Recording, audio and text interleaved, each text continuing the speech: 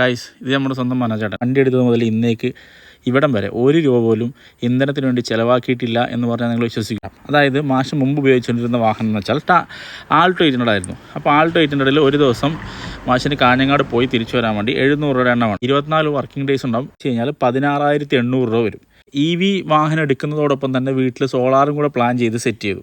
ഏകദേശം ഒരു 100 കിലോമീറ്ററിനകത്ത് യാത്ര ചെയ്യാൻ വേണ്ടി ടിയാഗോ EVക്ക് വേണ്ട യൂണിറ്റ് എന്ന് പറഞ്ഞാൽ 15 യൂണിറ്റാണ്. 5 യൂണിറ്റിന് 8 രൂപ 50 പൈസ വെച്ചാണ് യൂണിറ്റിന് വരിക. അപ്പം ഏകദേശം 127 രൂപ 28 രൂപ റേഞ്ചിലാണ് ഒരു ദിവസം കണക്ക് വരുന്നത്. 24 കൊണ്ട് ഗുണിച്ചാലും 3072 രൂപയാണ് ടോട്ടലായിട്ട് ഒരു മാസം മാഷിന് ആകെ EVയിൽ ചിലവാണ്. ടോട്ടൽ ഈ വാഹനം വാങ്ങിച്ചിട്ട് 3,02,400 രൂപ ആൾട്ടോ 800 ആണെങ്കിൽ ആവുമായിരുന്നിടത്ത് 55,000 രൂപ മാത്രമേ ആവുള്ളൂ.